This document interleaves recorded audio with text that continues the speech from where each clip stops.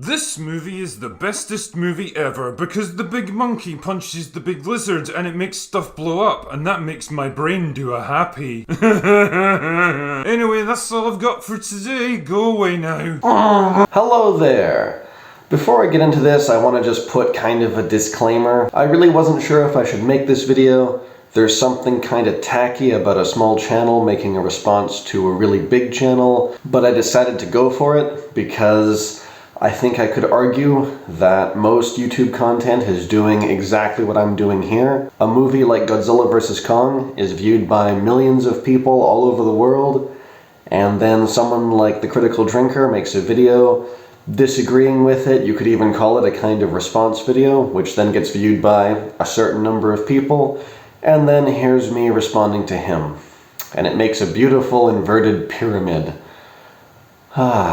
Secondly, I think the film itself deserves defense. The original movie that this one is based on, King Kong vs. Godzilla from the 60s somewhere, I believe, was a big part of my childhood, and I was quite satisfied with this newest brawl that they had, so I think it warrants some defending. But I also want to make it clear that I don't have some kind of vendetta against The Critical Drinker. I agree with some things he says, I don't agree with other things he says. This is an example of a place we disagree. Honestly, trying to do any kind of in-depth breakdown of this movie is a bit like a gourmet food connoisseur writing a 10,000 word review of a doner kebab. Yes, I'm that damn pretentious. Right off the bat, I have issues with his opening statements. Filmento also made a video analyzing Godzilla vs. Kong, or GVK as I may refer to it now and then, and I find it interesting that Filmento and the people in Filmento's comment section don't seem to have a problem analyzing this movie, whereas The Critical Drinker and the people in his comment section either think the movie is dumb or stupid but fun. So I feel like Jordan's comment about analyzing this being like a chef talking about a doner kebab is only representative of his little tiny corner of the internet. Which is one of the most fascinating things about YouTube, by the way, and the internet in general. Bubbles. Whatever passes for a plot here could basically be boiled down to giant lizard is going around smashing things up. Godzilla's out there and he's hurting people and we don't know why. So the tiny humans recruit giant monkey to punch giant lizard and make him go away. So the first thing The Critical Drinker does here is blatantly misrepresent the plot of Godzilla vs. Kong by saying that humans want Kong to punch Godzilla. Actually, humanity wants Kong to lead them to the Hollow Earth so that they can find a power source. Power source in Hollow Earth? Sounds nuts, Nathan, even for you. It's there! We just need Kong to bring us to it! The second you take Kong out of containment, Godzilla's gonna come for him. And yeah, I know that sounds crazy, but it's a science fiction fantasy movie, so crazy is what we signed up for, I think. And that's not the point. The point is, he's making stuff up already. And it particularly annoys me because it feels very disingenuous that he does this when, within about a minute, he accurately breaks down the plot of the movie. I understand that YouTube is fundamentally entertainment. Even film analysis is largely just there to get clicks. I understand it. But if you're gonna pull something apart, at least break it down accurately. There's no need for this kind of nonsense. Especially when The Critical Drinker wants to come at things from a perceived high ground. He should really think about a responsibility to his 1.52 million subscribers. That's a lot of subscribers. The Critical Drinker, well, The Critical Drinker's real name is Will Jordan. That's not any kind of secret. He makes that information available because he's a writer. And again, this isn't some kind of personal attack on Will Jordan. He's built up a platform, he's put a lot of work into it, but I can't help but think that he's become increasingly venomous and cynical as time has gone on, and I get that cynicism and that sort of thing sells on the internet, but here's what he used to be like. Here we go then. Netflix and I have a bit of a rocky relationship. On the one hand, I think they've delivered some genuinely unique and remarkable TV shows over the past few years, and I respect their willingness to take risks on interesting and unproven concepts that other, less adventurous TV networks would pass up. But then every so often they try their hand at making movies, and the results are mixed, to say the least. And here's what he's like now. Ah, stupid people. Let's be honest, they're basically everywhere in modern culture. From politics to music to YouTube, everywhere you look you're confronted by vapid, brain-dead morons dispensing their unwanted and uninformed opinions like mentally challenged Delphic oracles. And after looking at how he basically made stuff up in his Godzilla vs. Kong review, it just doesn't seem right to me. So they run into each other, and the giant lizard's like, I'm harder than you. And the giant monkey's like, no, I'm harder than you. He also makes fun of the motivations of the two leading characters, Godzilla and Kong, and I would say that he can't seem to decide whether it's a good thing or a bad thing that they're basically animals. Because for Jordan's later point to work, that humanity needs something like Mechagodzilla to fight back, then he's expecting Godzilla to be a very simple-minded creature. So why would he be poking fun at that? I don't know. As usual, I feel like he's doing this just for gags, and I feel like this undermines whatever seriousness we could take from film analysis. I feel like he's kind of delegitimizing the entire thing in a very silly way. Oh, and for some reason, all the other Titans from the end of the last movie are nowhere to be found. I guess they had more important stuff to do. Yes, the Titans are nowhere to be found. I guess they're just staying out of the way.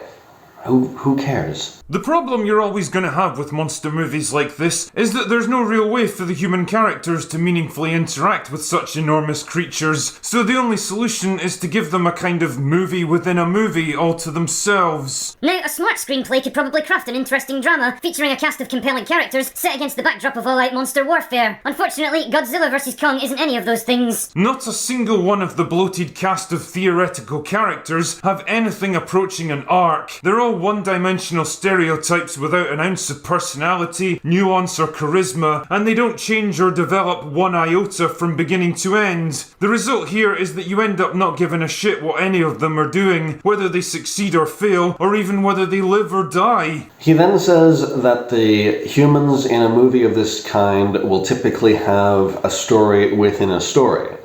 So I guess you could extend this to anything where you have little creatures interacting with really big ones. So, you know, everything from Transformers to Godzilla and Horton Hears a Who.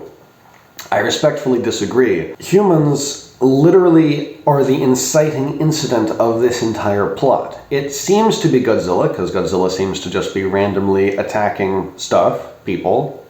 Something he doesn't normally do, but I'll explain that later. Humans literally kicked off the entire plot by resurrecting Godzilla's arch-nemesis, King Ghidorah, who, in the previous movie, Godzilla King of the Monsters, tried to wipe out humanity. So the human characters are hardly unrelated, and this is hardly a movie within a movie. This is interaction, despite a scale difference. And really, I gotta question the judgment of these people using the biological components of an invasive alien to make a super weapon. I know that sounds crazy. It's a Godzilla movie. What do you want from me? He also says that it's not possible to care about the characters. Well, to my mind, King Kong is the main character of this movie, and while he can't talk any more than any other incarnation that I've ever seen of King Kong, his facial expressions definitely enabled me to sympathize with him. And okay, the humans are a supporting cast, but I find it hard to believe that 0 people watching this would be upset if something happened to Gia. The main storyline for them involves shady businessmen recruiting geeky science guys to lead an expedition into the core of the Earth to recover a magical power source that can defeat Godzilla. And for this, they need Kong to lead the way because apparently he used to live in the center of the Earth. You serious? Yeah, I'm afraid I am. Next is the part where he accurately breaks down the plot of the movie in a very concise manner, so it's crazy how I didn't even notice how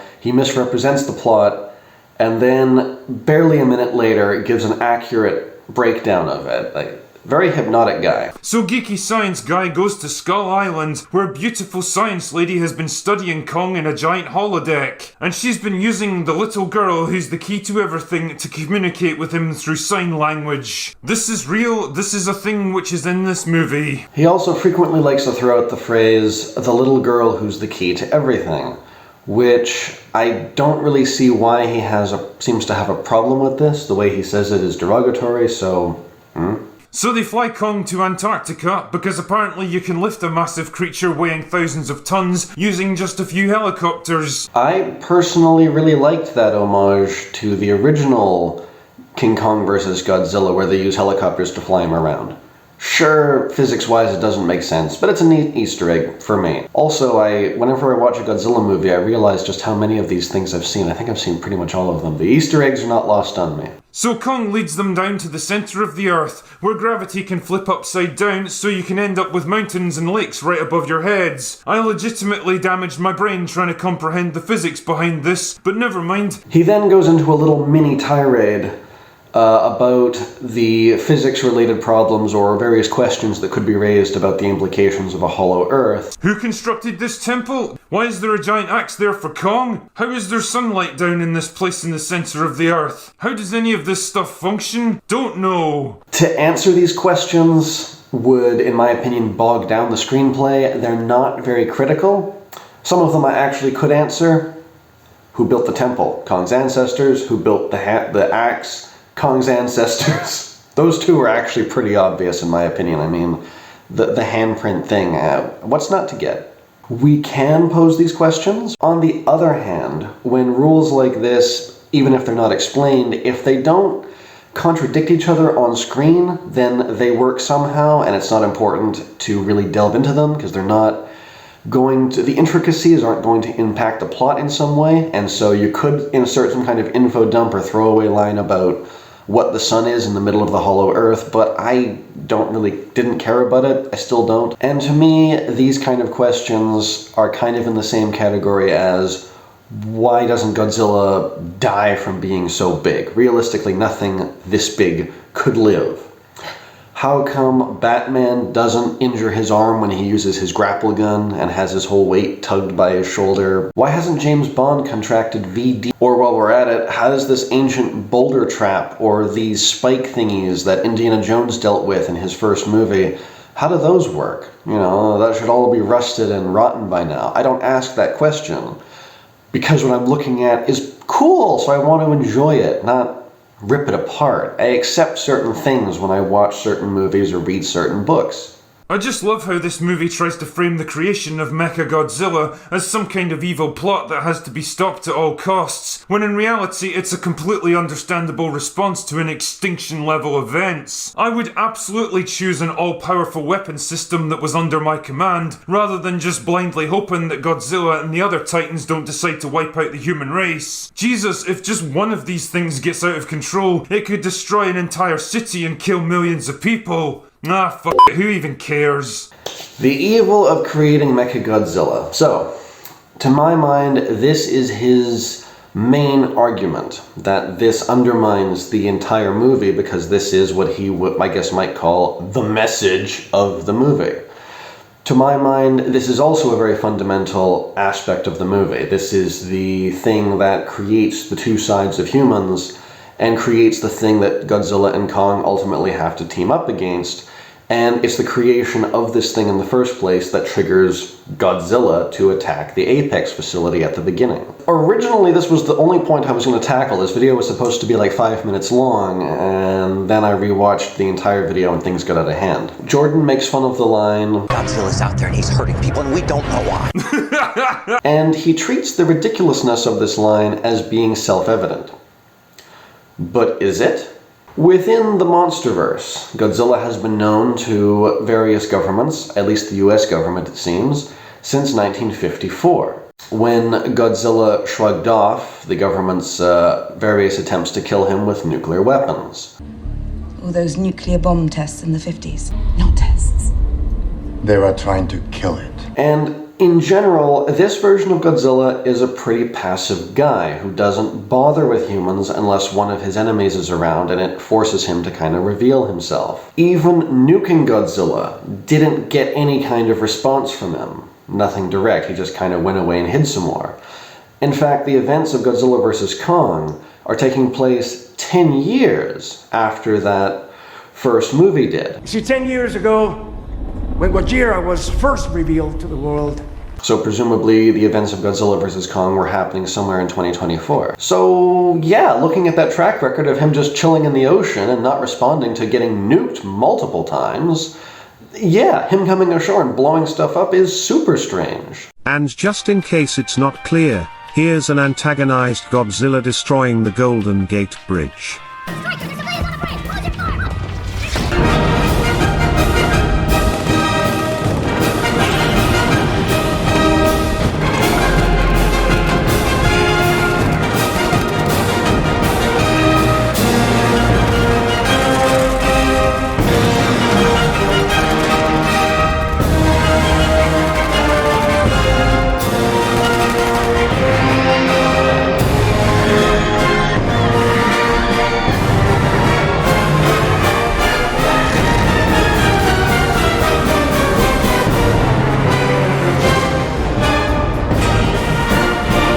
And here's a truly hostile kaiju from Pacific Rim doing the same thing.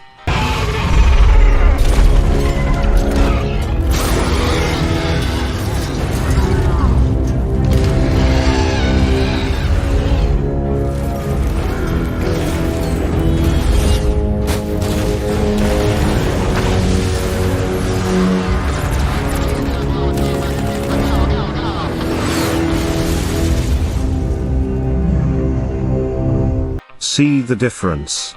Also, Jordan seems to have Mechagodzilla mixed up with Gypsy Danger from Pacific Rim, who's essentially just nuts and bolts. Pacific Rim has certain rules within the story. The Monsterverse has very different rules, which in my opinion were established in the first film. Nature has an order, a power to restore balance.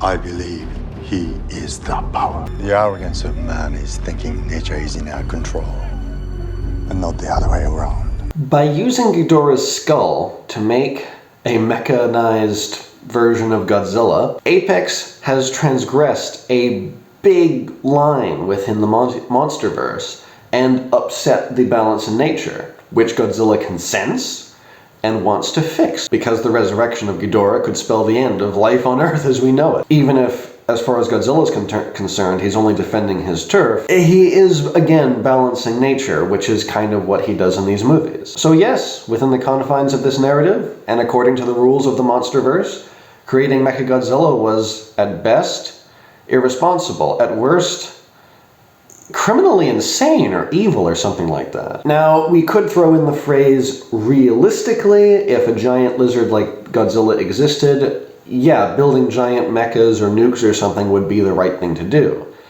But if we just throw in reality every time we're talking about a fantasy or science fiction story, we could probably break most things. You know, like Lord of the Rings. Nowhere in history are we going to find an example of a war that was ended by dropping a ring into a volcano. The story creates rules where dropping the ring into a volcano is valid. The Monsterverse creates a scenario where not antagonizing the giant amphibious reptile makes sense. Short version, Godzilla is the hero of these movies. And this approach by the critical drinker, in my opinion, is disingenuous, and maybe it's just there to fuel some more cheap jokes. It's disregarding the genre, it's disregarding established character development from the previous movies. On the other hand, Bruce Wayne's motivation for fighting Superman in Batman vs. Superman now seems to have a real-world equivalent. He has the power to wipe out the entire human race, and if we believe there's even a 1% chance that he is our enemy, we have to take it as an absolute certainty. And we have to destroy him. Astonishingly, the critical drinker still includes the main theme of the movie. That's the powerful message behind this movie, you see. Human ambition is the real monster here, not the skyscraper-sized lizards that can crush entire cities and kill tens of thousands of people just by walking around. Albeit, phrasing it in a way that completely disregards everything about Godzilla's characterization as I just laid out. So again, disingenuous. I particularly love how two teenagers and a fat podcaster can infiltrate multiple high-security compounds without anyone noticing them, because I guess surveillance cameras, biometric security, armed patrols, and locked doors just aren't a thing in this universe. One point I will semi-agree with Will Jordan on is what he says about Madison Russell's quest. At times, it does really stretch believability that basically children and a tech guy can break into high security facilities. But I would go a step further. I would extend this critique to most adventure and action movies that include children in any capacity. The fact that they survive is a lot of the time a little hard to believe. And in my opinion, Jurassic Park is one of the worst offenders in this regard. Those movies just have a lot of immortal children that just magically survive stuff. So, gonna kind of agree on it. That being said, Madison Russell's quest does lead to a confrontation with the bad guy where she spells out categorically why he was wrong, that Godzilla was essentially a peaceful creature, and blah blah blah. Basically what I just said. You caused all of this. If by all of this you mean I, and I alone, have given humanity a chance against the Titans, then yes, I will own that title. Godzilla had left us in peace. You provoked him into war. There can only be one Alpha, Miss Russell. Seems to have been Providence. Maybe the movie is kind of being Captain Obvious by setting up an entire plot to create this confrontation. It's basically taking the message of the movie, writing it on a baseball bat, and whacking the audience with it, metaphorically speaking. I'm not condoning violence of any kind here. And yet, Will Jordan, the critical drinker, somehow did not get it. Also, Jordan has a tendency to throw around the phrase CGI as though it's profane. I keep comparing this to other CGI battle movies like Pacific Rim. Basically what I'm saying here is that the movie delivers all the CGI spectacle you could ever ask for. It's just a CGI monkey punching a CGI lizard. Maybe we should disqualify cartoon animation while we're at it. I mean, it's also just pictures, created with technical wizardry. There's also this weird spot late in the video where he says that the main character is afraid of everything. Damn, she doesn't even get a romance with Geeky Science Guy. Not that you'd want to see it anyway. That guy's a f***ing black hole of charisma that seems to be scared of everything, including personal greetings. But isn't fear a perfectly sensible reaction to being in a dangerous situation? And isn't bravery being afraid, but continuing onward anyway? It's just a CGI monkey punching a CGI lizard with no real physical damage to either one of them. I'm sorry, what? I really didn't know who was winning or losing, because neither creature does anything except get knocked down for a while.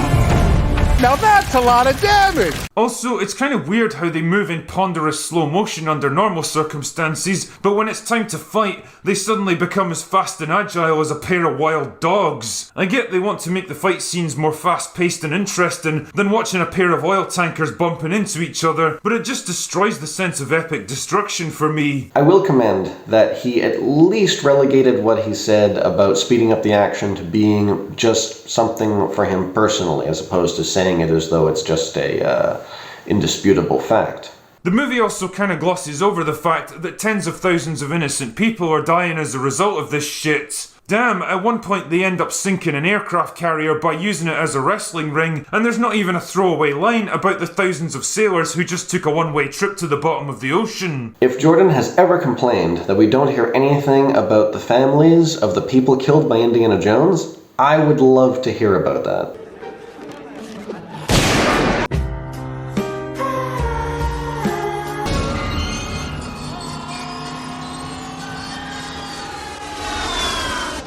Look how they messed with my boy. On that note, however, I have myself occasionally wondered about how far a story should stray into discussing collateral damage, and I think that's kind of tricky. Like, Man of Steel got a lot of attention for the amount of destruction that happens in Metropolis.